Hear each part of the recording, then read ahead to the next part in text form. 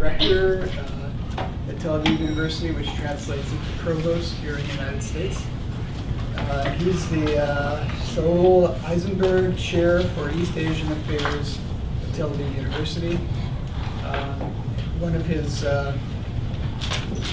his earlier accomplishments was the establisher of the East Asian Studies Department at Tel Aviv University a number of years ago. He's the author of 10 books on China, including 2 historical novels, one of which takes place in China. He's also held a couple of government appointments in Israel. He's been on the History Curriculum Committee in Israel, which sets history curriculum policy for the entire K through 12 education system in Israel. And he's also held a number of other appointments on the Council of Higher Education. Just let me say, before I turn things over to Professor Shai, that today's talk is sponsored by 4 groups here on campus, and I don't think these 4 have ever actually collaborated together before. So this is sponsored by the Confucius Center, by the Institute for International Programs, by the Israel Studies Program, and by the Dingman Center here in the College of Smith School of Business. So that's quite a different audience to address, and I don't know anybody who could possibly do it better than Ronnie Shai, so please. Thank you. And one other thing, I have to leave a little bit early, so if you see me running out the door, it's because the president called.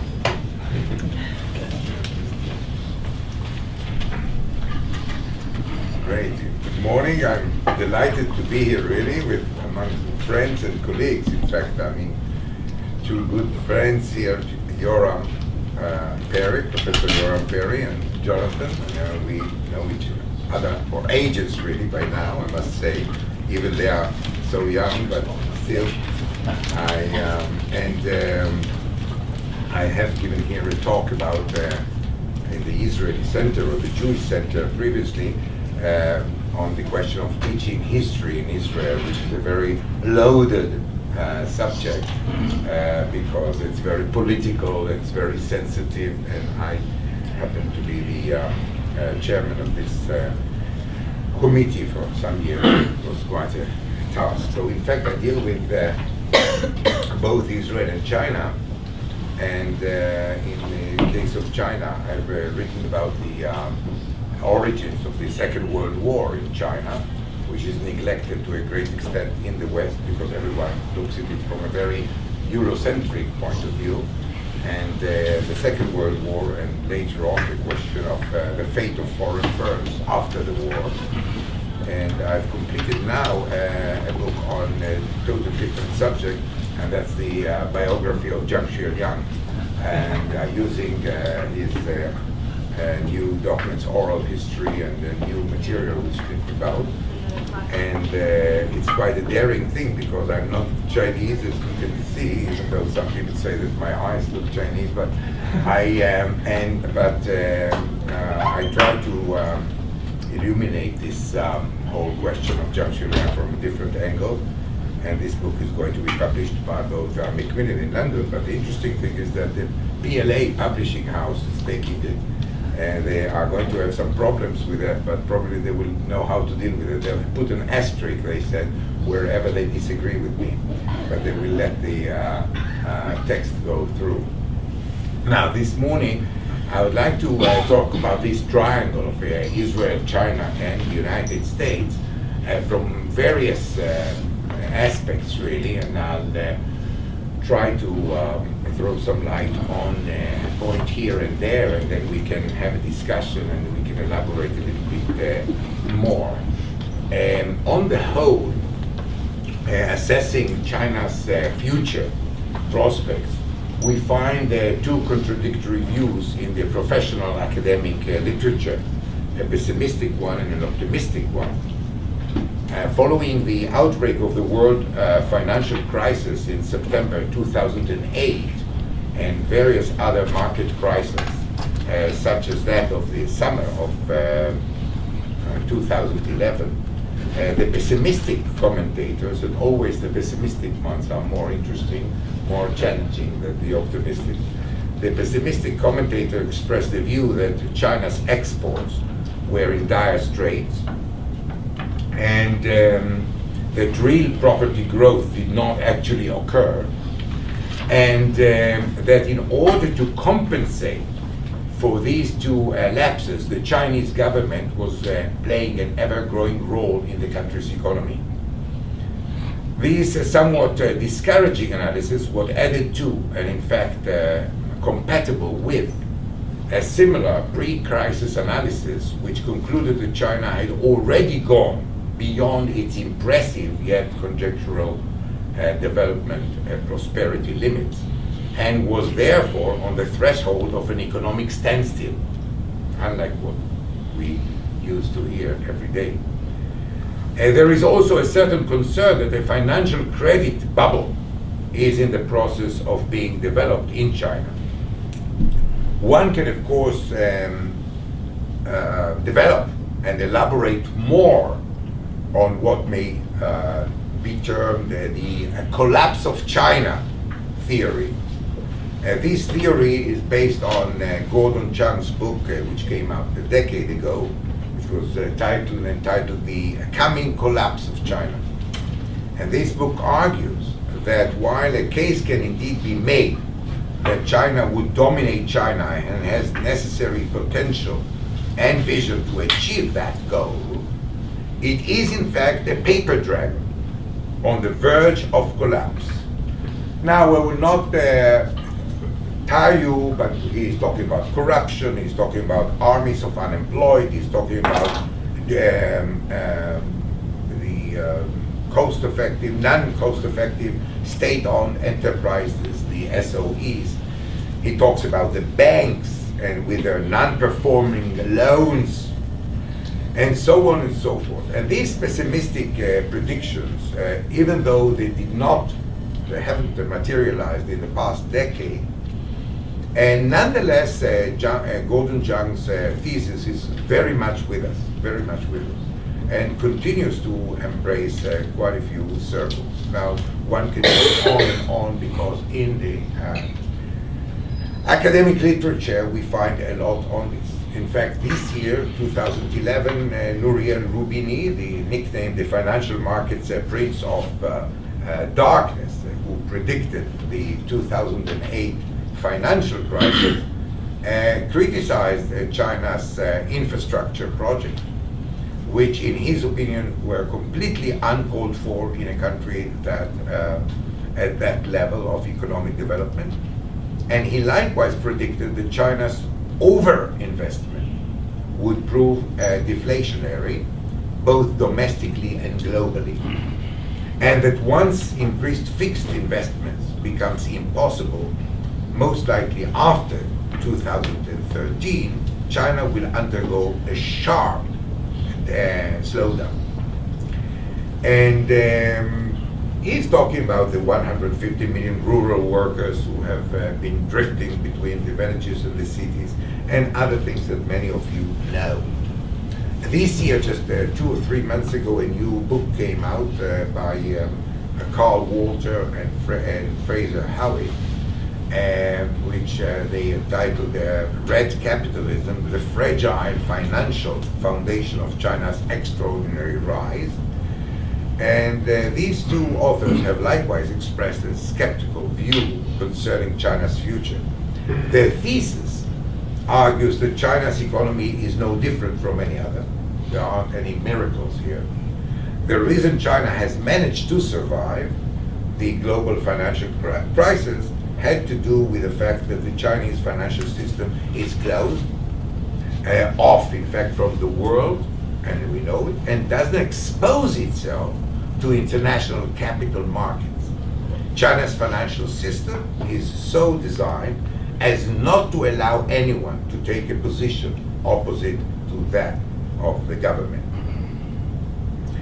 And China has built up significant levels of public debt, it is argued, and similarly to other Asian countries, its national budget seem to be dependent on increasing amount of debt. All China bonds have and are likely to be refinanced that is rolled over into the future. And they go on and on talking about the fact that the market is far from being transparent. And in fact, a very interesting point I found in this new book was that when they talk or mention Greece, they say that if one examines the case of Greece, financial accounts were initially managed to meet the requirements of entry into the EEC. Yet only today, that is to say a decade after, do we realize that serious problems have emerged in public. If this happened in Greece, they argue, which is an open economy, one can assume that in China's regimented economy and political system, things can take even longer. And that's interesting because we tend to look at the present without actually always bringing into account possible repercussions within a decade and a half later. And this is a very pessimistic view, but it's interesting. Whether it's true or not, we don't know. But we know that it's interesting, and that's something by itself. It thus could be argued that crises are still awaiting China in the more distant future. So now, in order to be a little bit happier, we should say that there is also an optimistic approach. This I will not dwell much about because this is better known. This optimistic approach still maintains by most scholars who analyze China's economic prospects today. And they do not accept the previous one, the pessimistic thesis. They load the open door policy launched in the 1980s and herald its subsequent achievements. They see the Olympic Games and the 2010 Expo that China hosted in Shanghai as a springboard towards further development, a higher standard of living, and promising breakthroughs in numerous fields.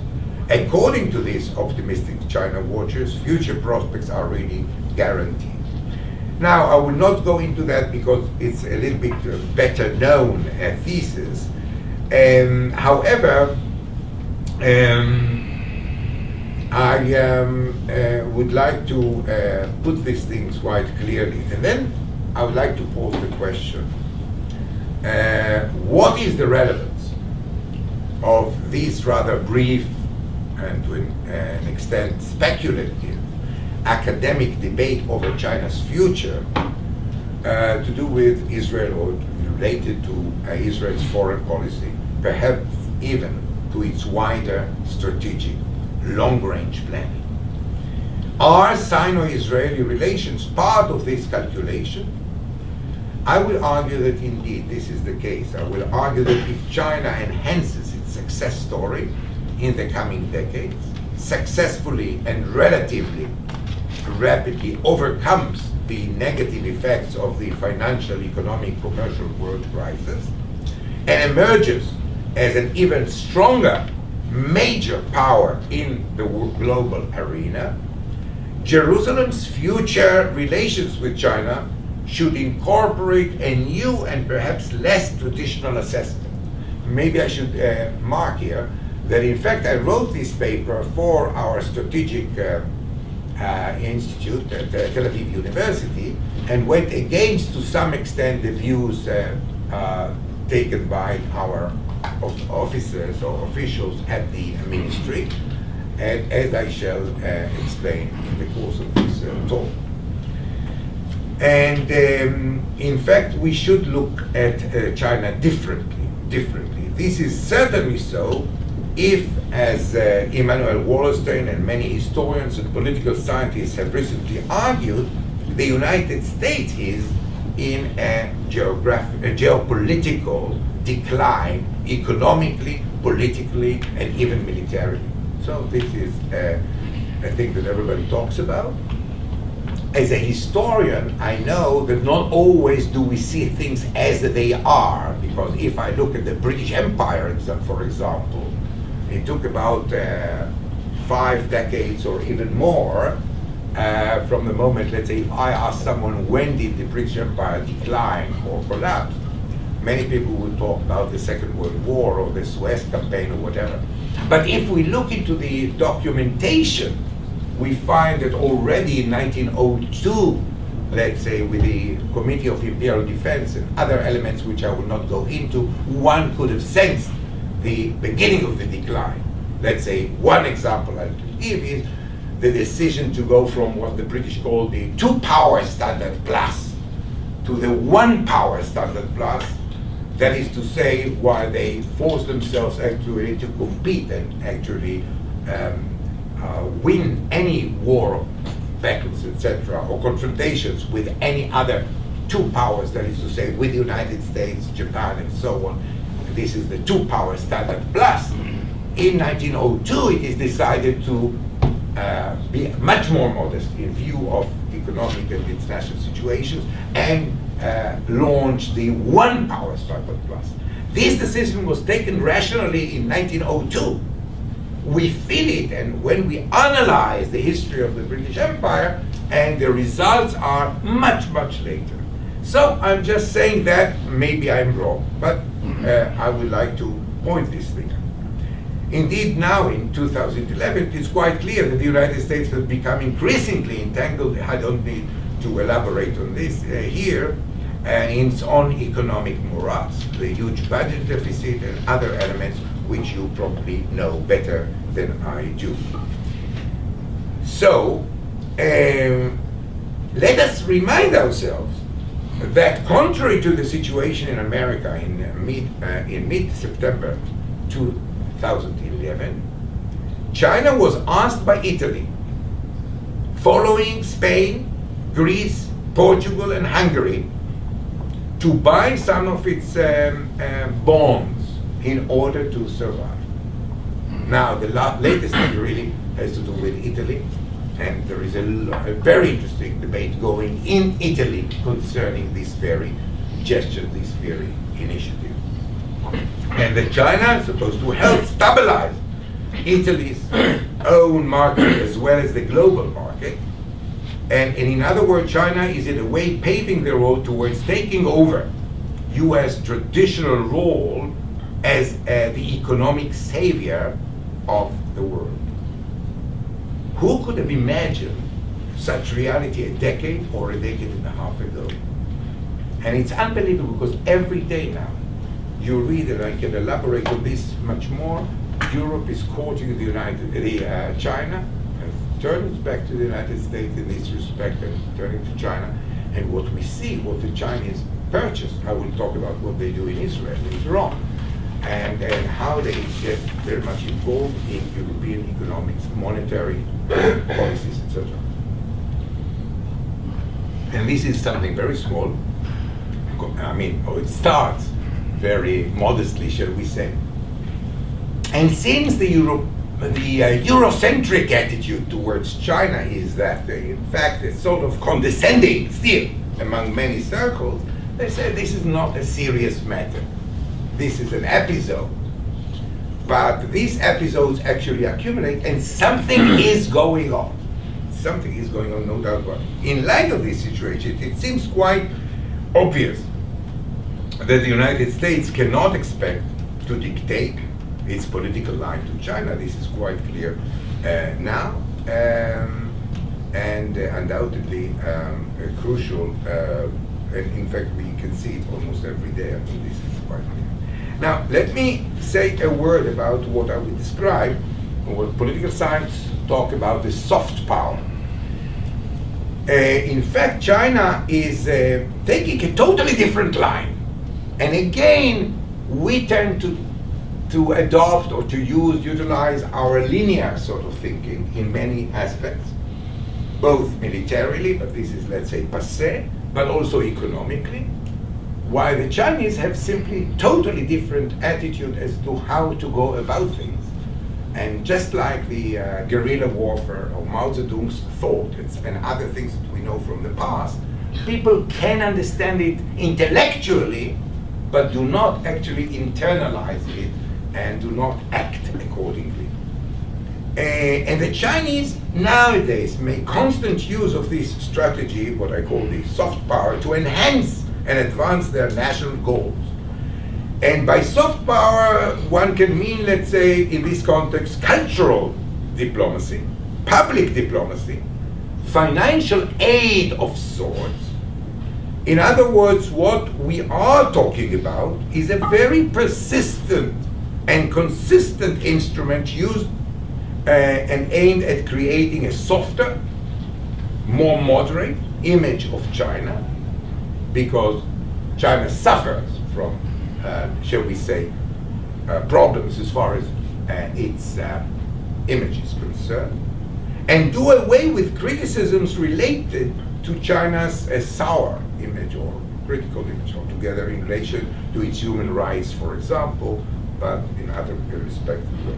Now, this idea I will not go, it goes back to Lao Tzu and then to modern thinkers like E.H. Carr and Joseph Nye Jr. and others.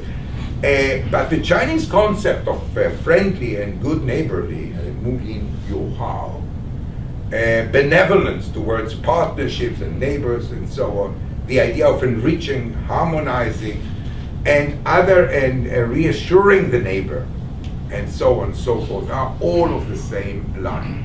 And the Confucius Center, I can talk hours about the Confucius Center, but there are people here who know better than me about it, and we have also a Confucius Center at Aviv University. It's something very interesting that should really be looked at and even investigated. It's not as simple as people may think. And we are talking about establishing over 300 Confucius centers in the world within a very short period of time. And we're talking about 4, 5 years, 6 years they started. Here, of course, was the first one. But the 500 line will be reached very quickly. And one should really go into it, something which I should not do now, in order to understand what does it mean. What does it mean in the global sense? I mean, very few people know about Confucius Center. But this is just another, when I talked about China and Italy, now I talk about the Confucius Center, I really mean that. Hundreds upon hundreds of artists are invited to China, say the Asia Art Festival, heads of universities, and not to mention, of course, 100,000 and more foreign students who study there and so on. And the whole idea of the Chinese language, again, which I'll not go into it, but I want you to think of this. Now, if we analyze the historical background of Sino-Israeli relations from a 60-year perspective, examine the state of the current bilateral relations between the two countries in various domains, and try to evaluate possible future developments affecting relations between the two countries located at the far ends of the Asian continent. We are not called Near East, but we are called West Asia in China. It seems that we have no choice but to draw the conclusion that Israel should rethink, to put it mildly, its relations with China, and look again at its overall diplomatic and economic attitude towards Beijing.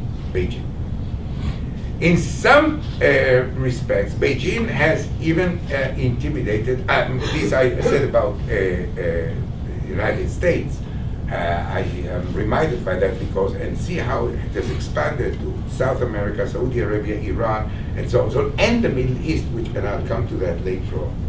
Now, if we very briefly talk, and unfortunately I cannot cover, at a 60-year perspective of these two ancient nations, cradles of rich civilizations, which are geographically situated, as I said, at the opposite ends of the Asian continent, there is China, which can claim an unbroken history of development on its own land, and there is Israel, which has experienced what can be described as a virtual form of continuity, a ceaseless striving over millennia of exile to return once again to its ancient homeland. And I will not go into it, but it's very interesting, and I've given a course at NYU a few years ago about the two national movements. I mean, the Chinese, modern Chinese national movement and the Jewish national movement, Zionism. Let's say if you take Sun Yat-sen, you take Herzl, the same, they were contemporaries, and very similar, many similarities there. You carry on with the establishment of these two national movements. Then the First World War, the interwar period, and things that one can elaborate more. The Second World War, Civil War after 1945, and it's amazing the similarities. Not to mention the fact that Israel, at least the First Republic of Israel, was socialist to a great extent, and had great sympathies towards China, and therefore, a few months after achieving independence, Israel received from formal recognition from nationalist China, because of course Israel was established before the PRC. However, not long afterwards, on January 9th, 1950, following the communist victory on the mainland China, mainland of China, and the declaration of the PRC, Israel took a surprising, it's an unbelievable step, which Israel cannot take today. And surprisingly independent, and quite visionary to a great extent, and to recognize the new regime, thus becoming one of the first countries in the Western world to recognize Red China, which was really regarded as true enemy of the world and human race. And if we analyze this, there is much more should be done on this. How was this decision made? We see that it was a different Israel altogether. And but Ben Gurion, for example, had no hesitation. I mean, he said, this is what we should do. And this, mind you, was at the midst, height of the Meccanist period here in the United States. And we were, I think, by 1950, something like 1.5 million inhabitants. And one can elaborate more, I will not do it. This situation was thus, as I described it, when the Korean War broke out on June 25th, 1915. And a week after the war broke out in Korea, there is a fascinating cabinet meeting, Israeli cabinet meeting in Rehovot, where President Weizmann used to reside. It was a special meeting. And there was a very fierce debate as to how we should regard and look at the China issue, because at that time there were already UN resolutions concerning the war and the decision that the UN should actually take part. And of course, Sharet and others, I will not go into all the members of the cabinet at the time, said that we had to support South Korea politically and diplomatically. Ben Gurion startled his cabinet colleagues by proposing to contribute a contingent of Israeli soldiers to the UN command. And this support, he believed, should be extended on the grounds that if Israel genuinely considered this as an aggression, the North Korean as aggression, it should send troops to join the UN forces. Ben Gurion, very, special, it was really a special occasion, I think, that meeting, because he was overruled by his ministers, and this was not something that happened every day. So of course no contingent, no soldiers were sent. But technically speaking, the Korean War was the second war we participated in after the War of Independence, because we did send some medical aid, etc. I will not go into that, but it's interesting. Now, the goal underlying Israel's identification with the UN resolution was to help stop communist aggression in Korea and its contribution to the UN forces, and this represented the first step away from non-identification. I know that in Israel and among Israeli scholars there is a great debate as to non-identification or non-alignment, exactly when, okay, you can really talk about splitting hairs here, but the thing is that it's interesting. I see this as a very important juncture, Certainly, as far as the Chinese were concerned, the fact that we went along with the UN was a decisive step, and it took, in fact, if you ask me, it took another over 40 years until 1992 to actually repair and fix. But interestingly enough, and again, I'm not sure Israel can do such a thing. This was, as Michael Richer, in fact, was one of the first to indicate, this was a strategic decision. Not many countries, certainly not Israel, at the present, take strategic decisions. We take very pragmatic and sometimes opportunistic discussions, but if I'm allowed to say it, but I do not belong to the Israeli embassy here, so I can allowed to say that. And this was a classical strategic decision, both in January 1950 and in June, or rather July 2nd, 1950. Two different strategic decisions, but they were strategic decisions which one should really look at. Anyway, interestingly, in other spheres, Israel, even after July 1950, it doesn't take the American line altogether.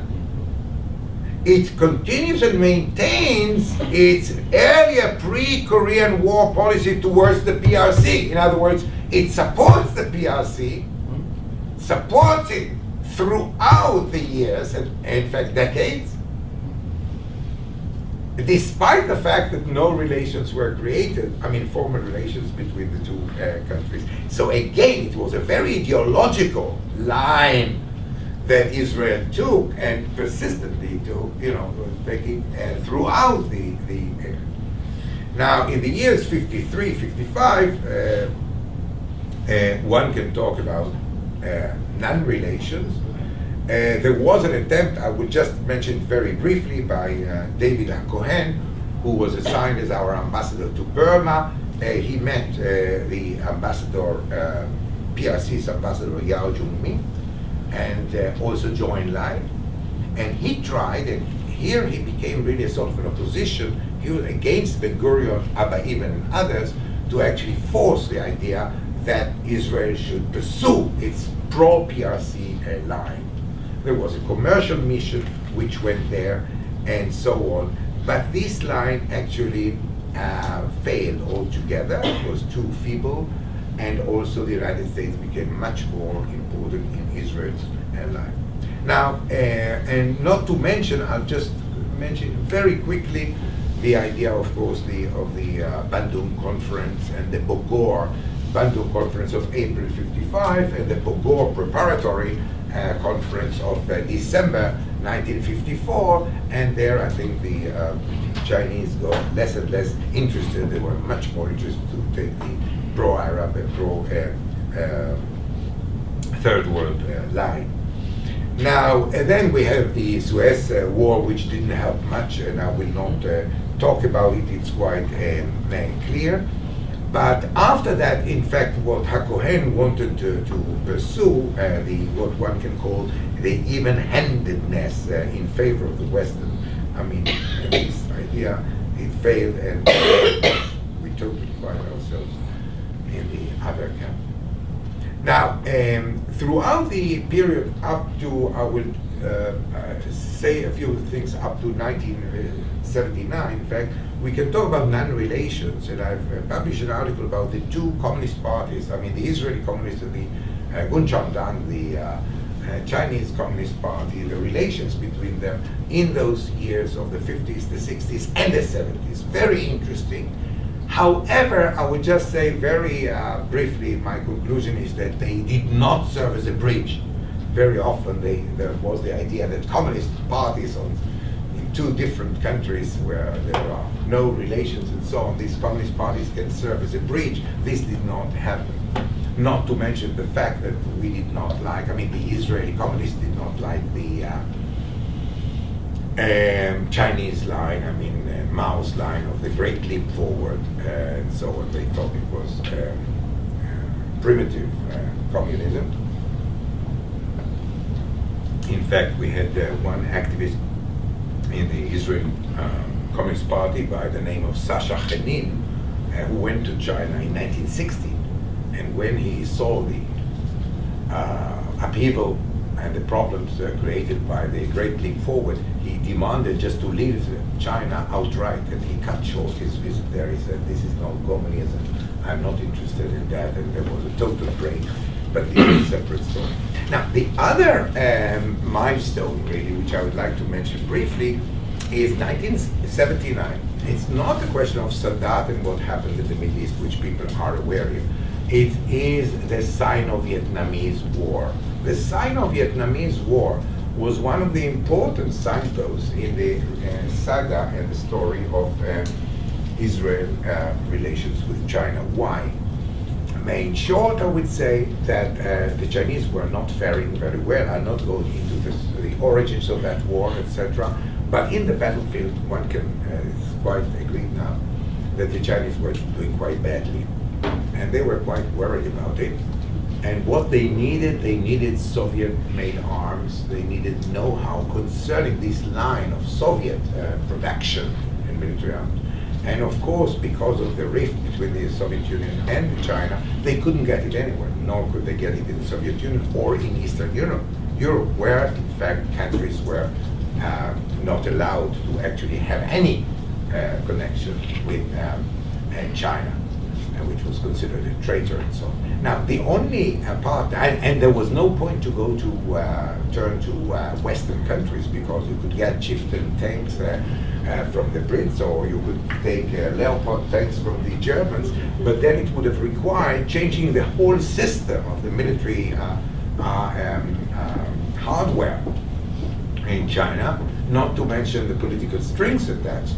And therefore, the Chinese quite cleverly found Israel. Now, why Israel? Because Israel had a lot of Soviet-made arms, from the 67 and the 73 war. Not only that, but Israel managed to upgrade, let's say, the 54 tanks and optical equipment and so on and so on. When the Chinese realized that, they said, this is what we need.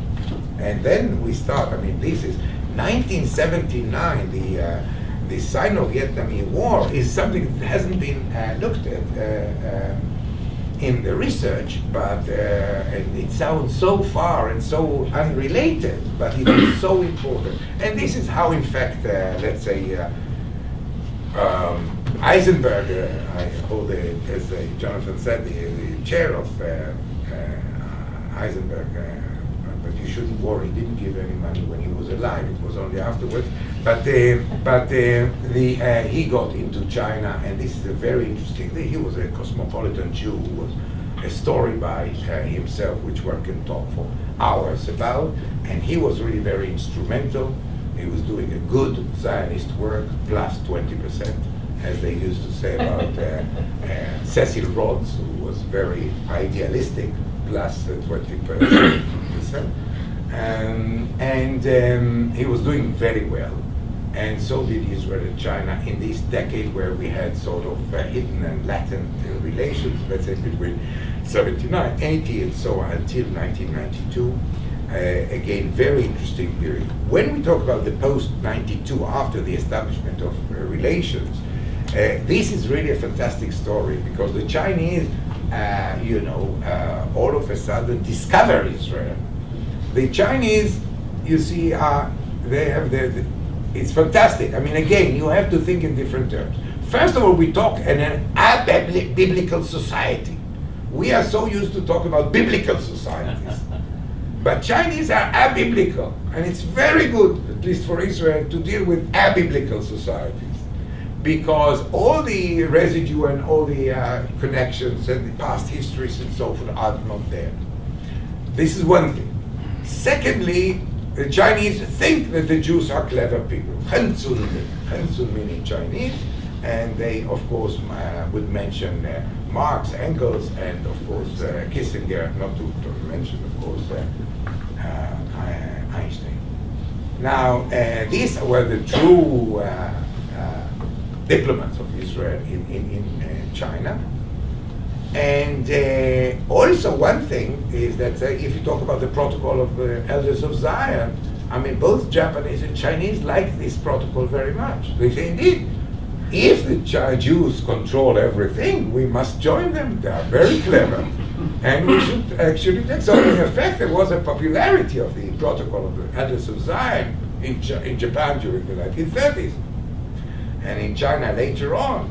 And all this anti-Semitic literature is quite welcome because it strengthened, in fact, the line that indeed the Jews are something to rely on and they can really deliver the goods.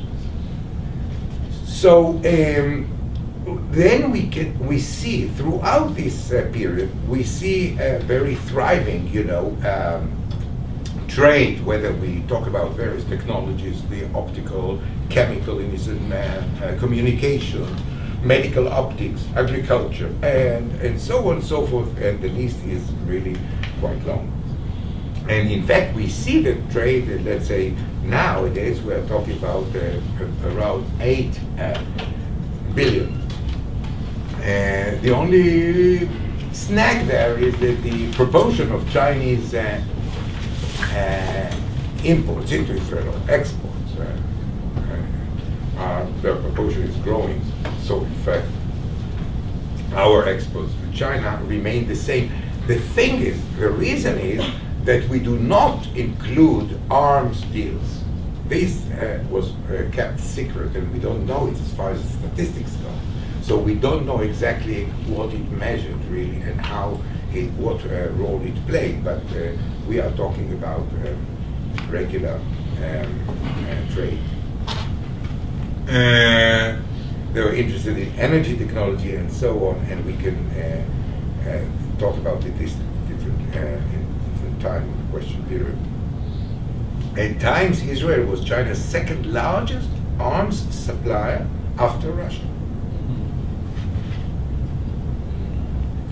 Supplying Beijing with a range of weapons, including electronic components for tank communication, optical equipment, aircraft, missiles, and besides the income, Israel also hoped that its sales of military technology would secure Beijing's agreement not to sell specific weapons to Israel's enemies in the Middle East.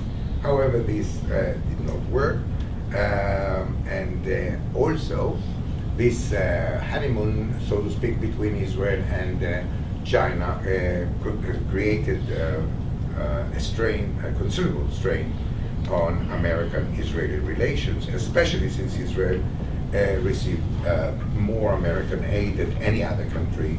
So in fact, the Americans had something to say about it. And there came two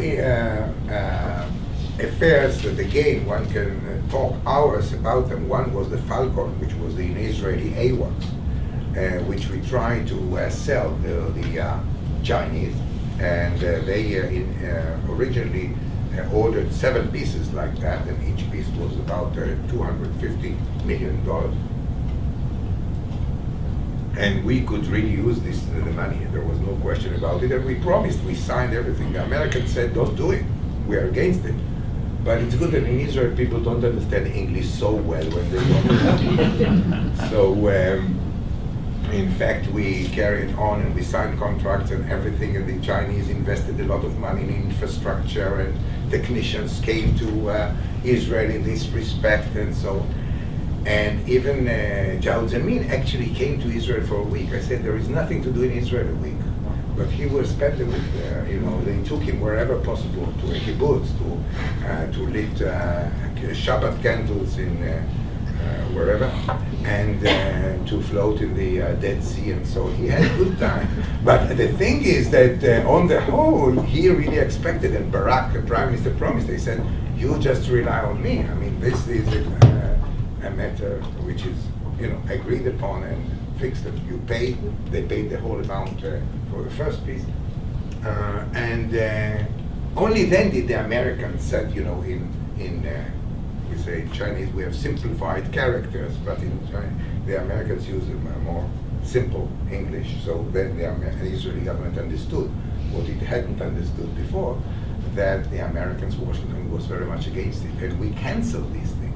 Now, this caused, this is a very elaborate story, but this caused a rift really between Israel and China. Jiang Zemin himself personally got insulted and lost face, and rightly so. And in fact, as long as he was in power, we never achieved the same good relations that existed before. The same story repeats itself with the drone, with the we had also to pay the Chinese a fantastic amount of compensations. I even went to one of the decision makers and gave him the analogy of the boxer indemnities and said maybe you should learn something from the boxer indemnities. In other words, to spread the debt to the Chinese a long time. Anyway, we solved this problem eventually, but like the Falcon, Israel's Harpy drone, an unmanned assault aircraft, was exclusively the product of Israeli technology. And like the Falcon, the Harpy could be invaluable to mainly China over the Taiwan Straits and Taiwan itself. So apparently both the US and China lagged behind Israel in this technology of the drone. And in 1994 we sold the Harpy planes to Beijing.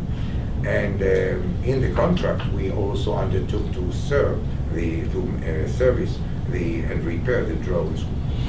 Now, when the Chinese sent it to Israel, we had a very embarrassing situation because again, the Americans got involved and they wouldn't allow us to even return the drones to China as they were. So it's more or less like you put your car in a garage and somebody tells the garage owner, don't return the car to the owner. This was a very delicate, and again we had to pay constant compensation. And I think I've tried to look into it, but I don't have a definite answer that the Chinese drones are still in Israel, but we have to pay for them. Anyway, the Americans took these two episodes very, very hard, and in fact, since then, my feeling is, and I have some information, but they don't tell me everything, and they really shouldn't, that the American teams are present constantly in Israel, checking our exports, not only to China, but also to other countries. And the worst case is that they also forbid us from selling what they call dual use equipment. And when I went to our Prime Minister Olmert once before he went to China, we discussed this thing. So Olmert took his pen out of his pocket and he said, you see, we cannot export even pens to China. You know that China doesn't need pens, but the thing is that if we export pens and this clip is made of metal, the Americans would say that the Chinese would make airplanes out of this metal, so you are not supposed to export even that. And we were in a very difficult position. So it is not easy to comply with the American demands, but we have to do it, and things have now changed to some extent, and I will talk about it in a minute, but I would just like to say that we had problem in Lebanon as well with the Chinese, because there were Chinese under the UN force, and even one Chinese officer was killed by our fire. But this was reciprocated because Chinese made C-802 Silkworm land and sea launch at one of our ships.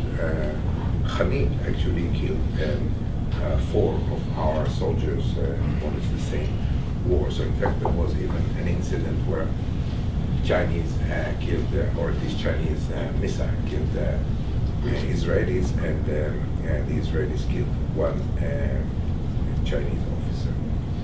There were some good things. I mean, one can talk about the Philharmonic Orchestra visiting Beijing in '95. One can talk about the fantastic exhibition of the traditional China in the Israeli Museum. One can talk about the exhibition on Albert Einstein, which was launched also in China. And on the whole, we can talk about educational and academic ties between the two countries, today, which are quite perfect. And we also have a Confucius Center Institute and if we behave all right, it will continue. Chinese, in fact, books, many novels have been translated into Hebrew, and many of our authors, actually Amos Oz and Grossman and others, are translated into Chinese, really quite in numbers. So on the whole, we can say today, when we look at 2011, one could notice a relative improvement in Sino-Israeli relations. And the surprising thing was that the visit by Barak in June in China, and the visit by Chinese Chief of Staff Cheng Bing-Ude arrived in Israel in August of this year, 2011. And there is something going on. Something is going on, and I tend to think that the Americans have changed their attitude and have allowed us to go ahead with that. There are strategic talks between the two countries, and we now know that there are interesting things going on as far as the Chinese purchasing Israeli companies. Mainly, I would just like to mention something that has been concluded these very days. The Agan chemicals, these are pesticides, and very important thing, and the Chinese are going to invest a huge amount. I calculated that one talks about $1 billion, something unbelievable, and they are going to control this huge conglomerate. I think it's a really important milestone here. And they have been involved in the digging the Mount Carmel tunnel. You know, the Chinese dug it, and they've done it as always in a perfect way. And of course, the timetable had nothing to do with the way they worked. They finished it 3 or 4 months before the time. You know, there is a story that there were two Jews there, a father and a son, who came to the authorities, Israeli authorities, said, "Why should you have the Chinese? Myself and my son, you know, we can do the same job much cheaper, much quicker." I said, "Okay, but what's your experience? What have you been doing?" He said, "We are grave diggers." So we have a lot of experience. And said, "Okay, but let's say, how are you going to work?" He said, "My son will be on the south side, I myself will be on the north side, and then we should start digging." And they asked him, "But how are you going to make sure that you are going to meet?" He said, "Well, we're not so sure, but in that case you will have 2 tunnels for the same price." But nevertheless, they decided to let the Chinese have the project. And now, maybe I'll stop for topics that I haven't mentioned, are things to do with the Palestinians and the Muslim world. I just want to mention that the Chinese have a problem with the Muslims, let's say in Xinjiang, with the Uyghurs, East Turkestan, sometimes it is called. And I'm not so sure that the Arab propaganda is doing very cleverly in saying that Xinjiang is an occupied territory. Because if they go along with that, they will find themselves in very difficult situation with Chinese. And then on the other hand, the Chinese will have a problem if indeed Xinjiang is an occupied territory. And so what the heck if Israel maintains a small piece of land which is an occupied territory, maybe. So it's a sort of a problematic argument which they have all together. Now, one more thing I would like to say is China is getting much more involved, and in fact I advocated that in fact this should be the line in the Middle Eastern process. They have this special envoy, roving ambassador. He's not still felt in the Middle East, but he's doing quite good work, and he's around.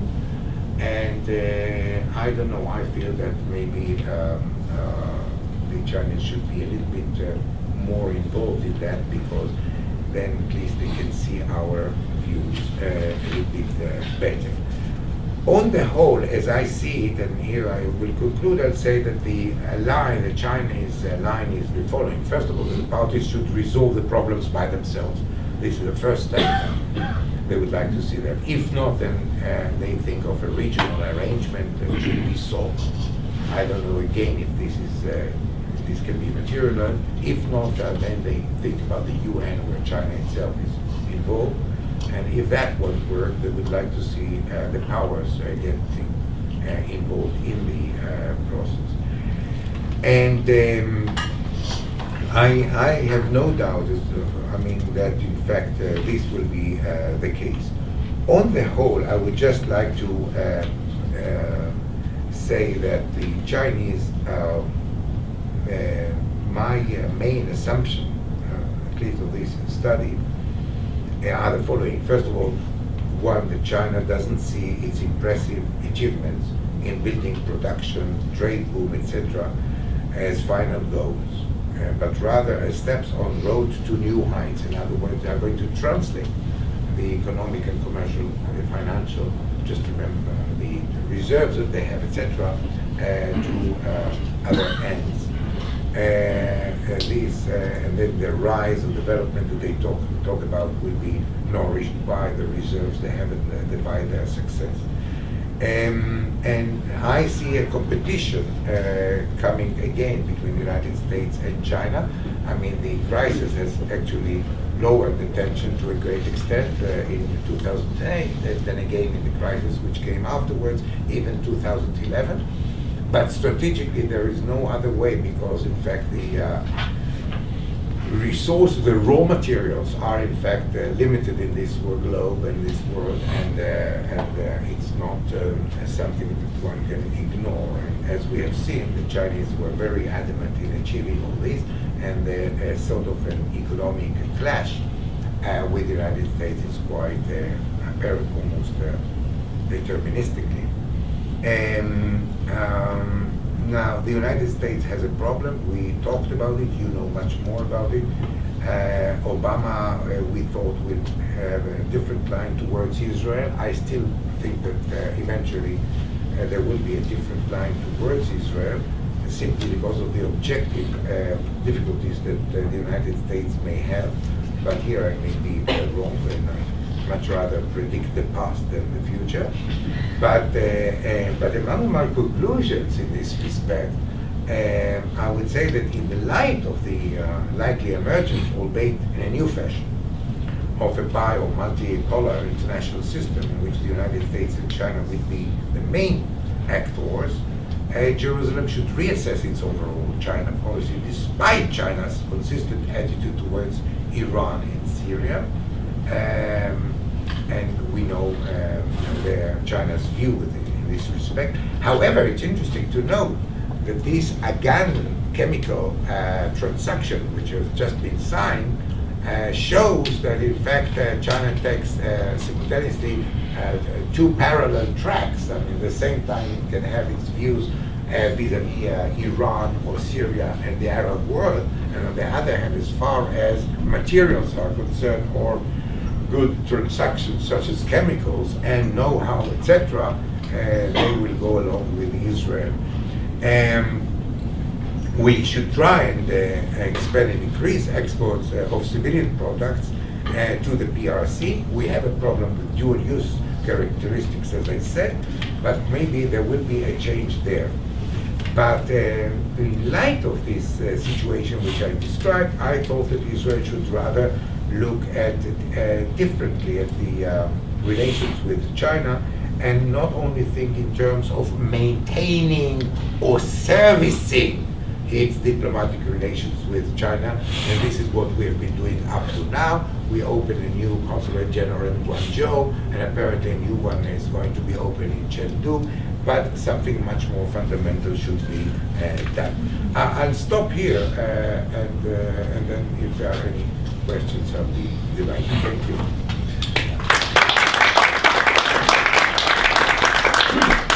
Thank you very much for a wonderful talk, Professor Shai. We really enjoyed it, and so much food for thought. You can spend 4 or 5 hours to particularly on all these issues. For example, I'm not going to talk about that. I'm not going to talk about that. I'm not going to talk about that. So let's collect some questions. Sure. Okay. I really enjoyed this wonderful talk, and I think there's a saying from Mencius that it takes for a big country to treat small country, it takes a lot of generosity and kindness. For a small country to deal with big country, it takes a lot of wisdom. We've seen there's a lot of wisdom in Israel in dealing with U.S. and China, the two big countries. So tremendous great. And also, to listen to a historian, the long perspective of a historian is really wonderful. Remind me of a story that Kissinger said when he asked Zhou Enlai in one of their meetings, what does Zhou Enlai think about French Revolution? Zhou Enlai's reply was, it's too early to tell. So I think it's great. But I do have a question. Now everybody speculating whether China would save Europe by buying their debt some ways, and Chinese government as of yesterday still not deciding, and they're still studying the detail of their Euro pact. What's your speculation what Chinese will do, and how will they do it?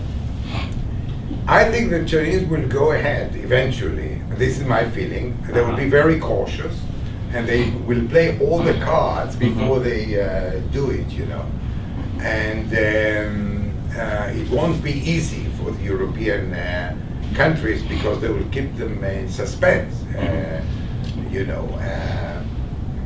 We have in Israel the story about the group of tourists who came to Israel on a bus, and they showed them, the tourist guide was very nice, very professional. And when the tour was over, he was standing there to get some tips from the tourists, you see. And one by one they descend from the bus and nobody gives him a tip.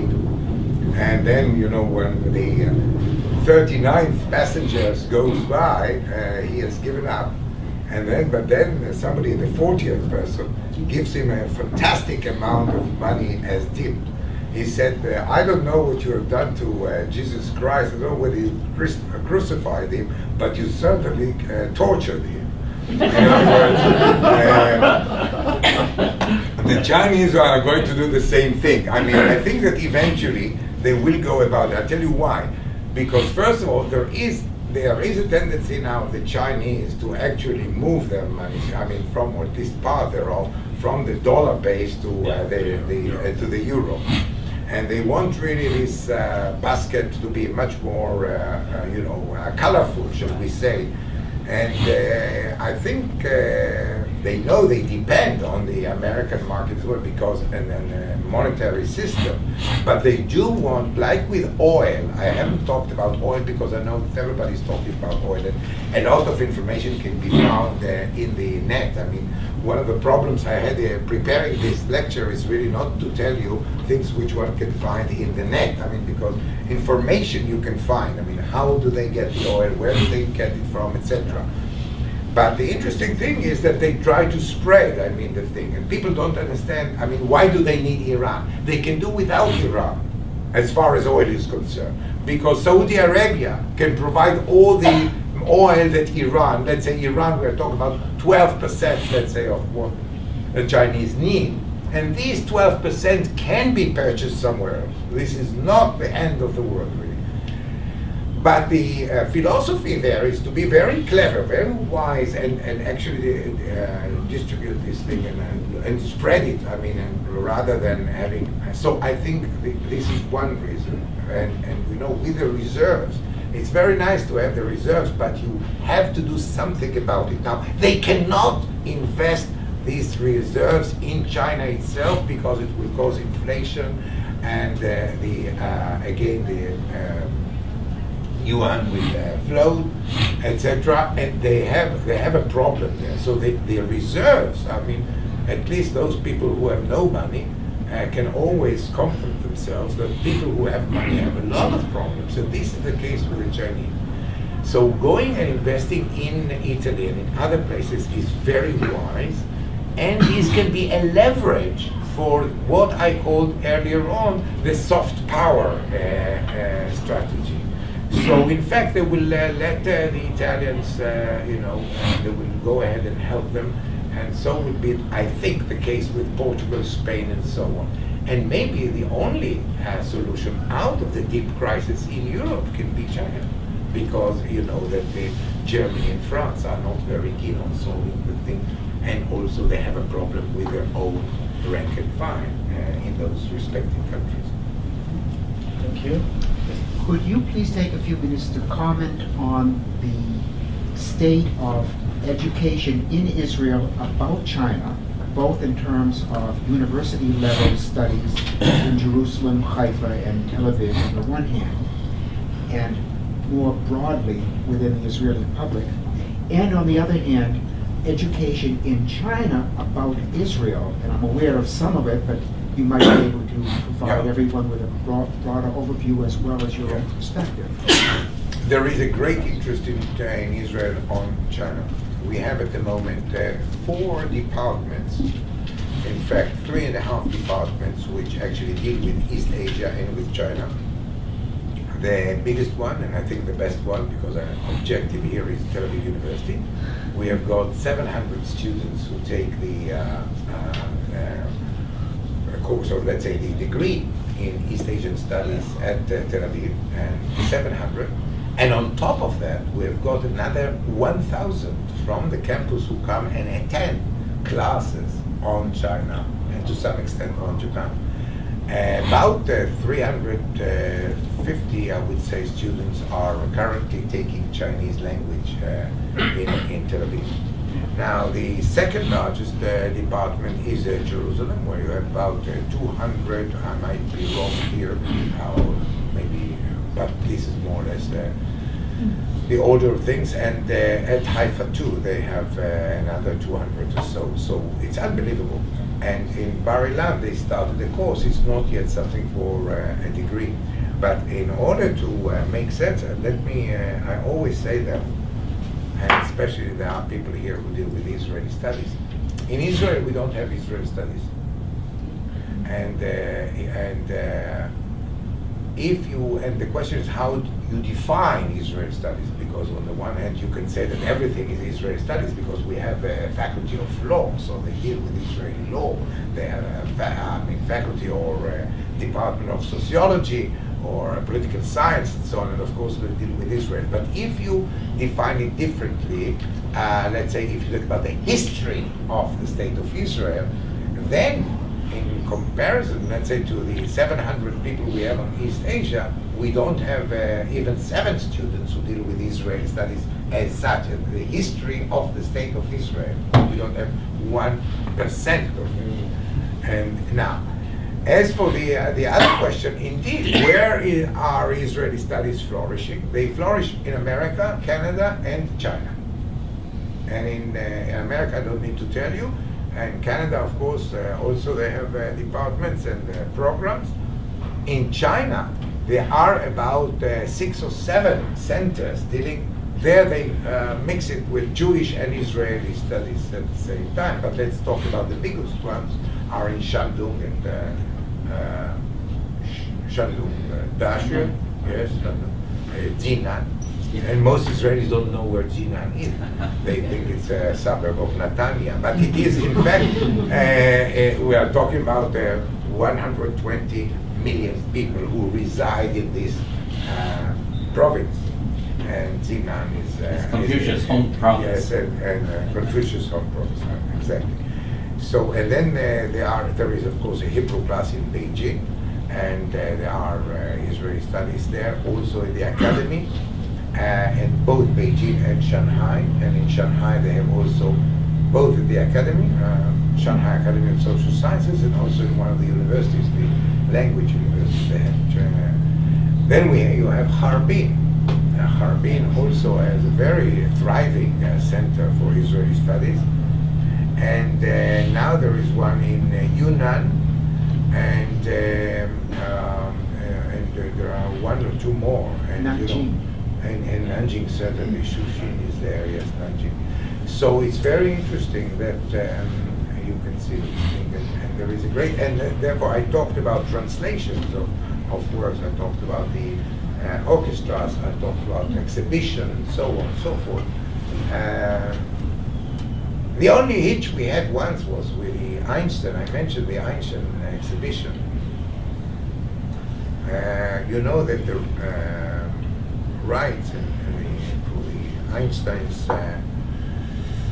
non-scientific assets are at the Hebrew U. I mean, his writings and everything. And they put a very nice exhibition, which is supposed to go around the world and in China to various places. But when it was about to start, the Chinese didn't like the idea. They said that Einstein was a Jew. I mean, they didn't like it. They wanted to erase it from the introduction to the... Yes, and also the fact that he supported the Zionist cause.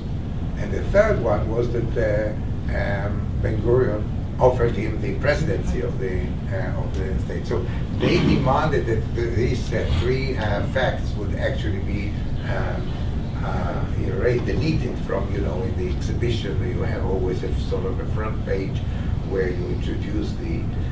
So there were some problems there until those were resolved. But on the whole, things work quite nicely.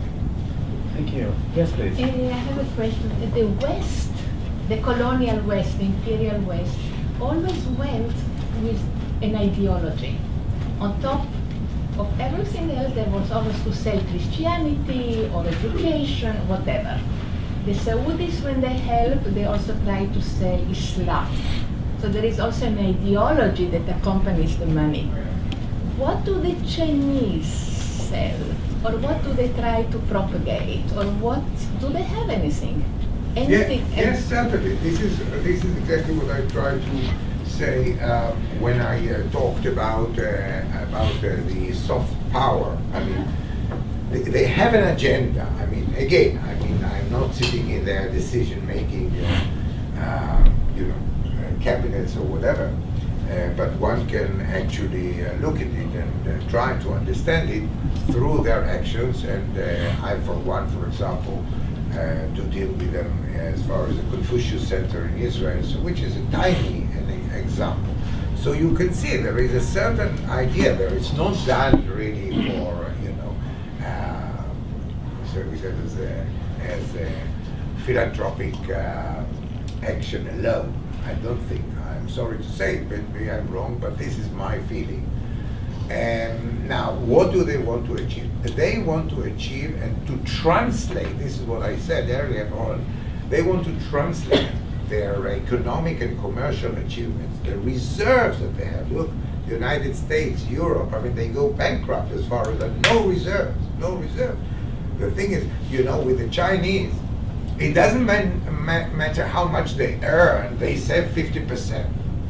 In Israel, it doesn't matter how much they earn, they spend 150%. Now, this is the difference between classical Israeli and classical Chinese. Now, nationally speaking, the Chinese managed to accumulate fantastic amount of reserves, which we are talking about 3.2 trillion dollars. And 1 trillion is 1,000 billion dollars. People who don't. Now, they don't know what to do with this money. However, they are set on development. But here I explained that they cannot use, this is a problem that Britain had, let's say, during the imperial period. If you recall, in the 19th century, one of the problems, when the question of the critics of imperialism in Britain was, why do you spend, the liberals, for example, the anti-imperialists in Britain, they say, why do you spend all this money abroad while we have so much poverty inside Britain? The thing is that, economically speaking, when you have reserves, you have to be very careful not to spend it in your own home for infrastructure, because it has very negative economic and financial repercussions. So now what do they want to achieve? They want to achieve an influence through this soft power. The influence meaning cultural, want to use the word cultural imperialism, but they think, for example, that the Chinese should be a lingua franca. Why should English? I say that the history actually proved that there is something with the English language, that it is survival of the fittest. It so happened, I mean, the French and other languages which existed at the 19th century, when they talked about French as a language for diplomats and so on, did not survive. It's diminishing, disappearing almost. The English has got something inherent which I will not go into, but maybe linguists can understand this. Chinese is a very difficult language. I mean, objectively speaking, it's not a question of an opinion. It's an objectively. However, they want to expand, and this is one of the ideas of the Confucius Institute, because they say not only are you going to teach within Maryland University or Tel Aviv University, what you're supposed to do, and this is what we do in fact in Israel, and I understand that you have been doing it and you will be doing it, teaching at high schools. And we start, let's say we have a project where now in Israel 12 schools are studying Chinese Mandarin from elementary school to high school, and we even have matriculation exams in Chinese now. This year we had the first matriculation exam. So they want, like if you want the Goethe Institute, the British Council, the French with their Institut Français and so on. This is one, and now it seems very innocent, and it is all right. But the thing is that if you expand and you work on it, then you have a greater influence. You do not need really warships, you see, or colonial power in order to achieve influence throughout the world. They got the message that in fact nowadays you should do it differently. This is my personal interpretation. So rather than having, let's say, islands, strategic islands and various places like the Americans have, and they are being hated all over, they say they hate us, but maybe through culture, through language, singers, troops, etc., exhibitions, we can show the richness of Chinese culture and so on, and eventually this space even at the UN, if you so wish. This is my interpretation. Yes, please. You spoke about the Chinese having productive relations with both sides in the Middle East conflict. Yeah. But you didn't talk at all about the Israeli-Taiwan relations. Is that because they don't exist? No, they exist. I can talk about many things. I mean,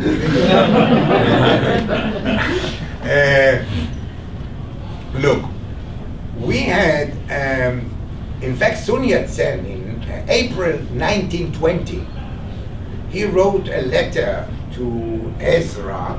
Ezra was the head of the Zionist organization in Shanghai. He was an Iraqi Jew, Sephardi Jew. And he wrote to him a fantastic letter. He was saying, you know, our two nations are friendly and brotherly nations, and I appreciate Zionism so much, and I really wish that the Chinese national movement will thrive and succeed like you do and so on. And we had very good relations with the Chinese during the Republican era. The Chinese in 1947, November 1947, they abstained. They did not vote for Israel, but they abstained, and this was good by itself. I mean, it was quite an achievement, considering the problem with Muslims that they have and so on. So it was quite relatively an achievement. Now,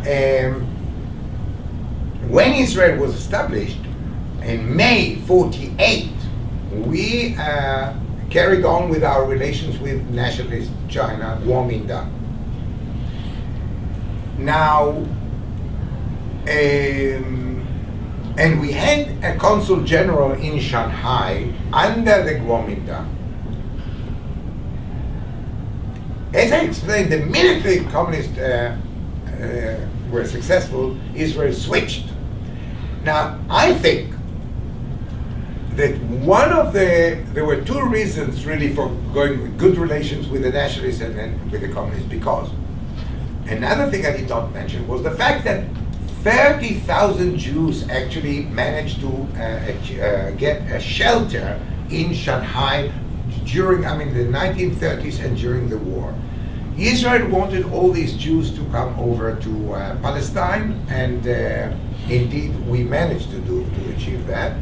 And but you had to have good relations with the Chinese authorities, because the whole thing was very complicated, very complicated. Ben Gurion had, once the PRC was established, had ideological reasons. Now, when Chiang Kai-shek actually established himself on Taiwan, we were in the worst situation, because we had quite, disappointing relations with the PRC, as I explained, and the Taiwanese were very cross with us, because we had recognized the PRC. So this was a great achievement of diplomacy. We couldn't go either to the PRC or to Taiwan, for a while. Eventually, but the relations with Taiwan went on, and also exports of arms, etc. And here we didn't have the problems with the United States. And there is this fiction that we all know, which exists in this country. You have an ambassador. He is not called ambassador, he's called diplomatic or commercial representative, as we know. And the Chinese actually accept it, more or less. Sometimes they say that the Chinese embassy people, when there is a Taiwan National Day on the Double 10, they both have it in October. The Communists on the 1st, and the Taiwanese on the 10th. They watch who is coming to the Taiwanese cocktails. So there are some people who are very cautious not to go there. But now relations are all right, between Taiwan and so in fact everybody understands that this is a fiction, and we have in fact people who are personally ambassadors who serve in Taipei, and things go on quite nicely. Shall we take the last question, if there is? Yes, please. Thanks, Professor, for coming a very long way and giving us a very excellent lecture. Just briefly, you talked about the Falcon and the Harpy, but you didn't talk about the Aviv and the technology transfer from Israel to China for their J-10 program, which I think is a very interesting episode. You're right. I've got it in here, but you are right that Tel Aviv was one of the first instances. And in fact, we decided in Israel to stop Tel Aviv because it was really overburdened, really. But there is a story I heard from a Chinese in one of the decision makers or think tanks in China.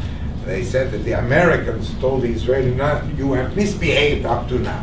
But what we're going to do is we are going to sell you 10, cutting edge, the last version of airplanes we Americans have developed, on one condition, that you don't sell them to the Chinese." So they sent these 10 airplanes, fighting planes or what have you, to Israel, and Israel of course said, no question about it. This will be ours only for Middle Eastern investors. The next day they called the Chinese and said, look, we have got 10 new airplanes, you can come and purchase them. And the Chinese of course came, but and took these planes to China. And the Americans were very clever to say, we know the Israelis, they cheat us, so we are going to examine and see what is going on. So they announced beforehand, because they are very polite, they said, we are coming next month in order to see these planes and see that they haven't been sent to China. We called the Chinese, say, we need these planes because this team is coming here. And of course the Chinese were very good. They sent all the 10 planes to Israel. The Americans came and examined one by one. They were satisfied up to the 9th plane. The 10th one, we said, we haven't invented these things as yet. In other words, this is a new version that we don't have still.